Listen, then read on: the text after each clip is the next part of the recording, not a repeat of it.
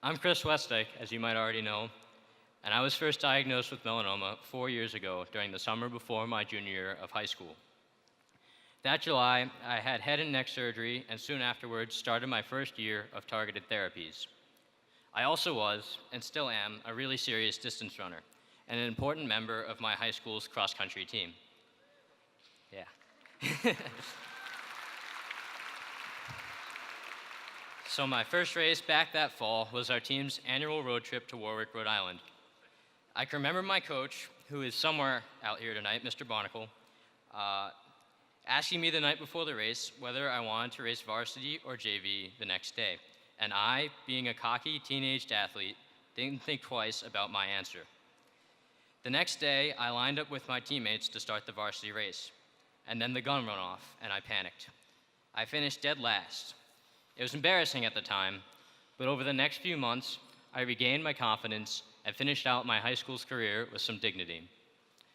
Looking back now, I can see that this story is a good metaphor for what organizations like the MRF have done for me. Even though some days or weeks are challenging while I'm on treatment, there always seems to be better times to look ahead to, which are well worth working towards.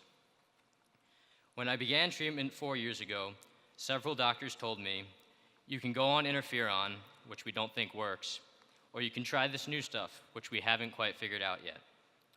I think my presence here tonight is a pretty strong indication that those newer treatments work just fine.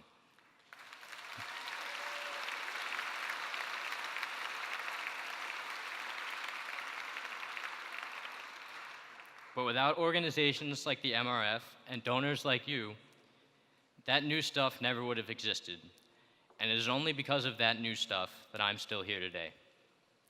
So thank you all so much for coming out tonight. And thank you all those who have stood by me over those last 4 years, particularly the doctors, nurses, friends, and my amazing family who are out here in force tonight for standing by me all that time. No words can properly thank you enough.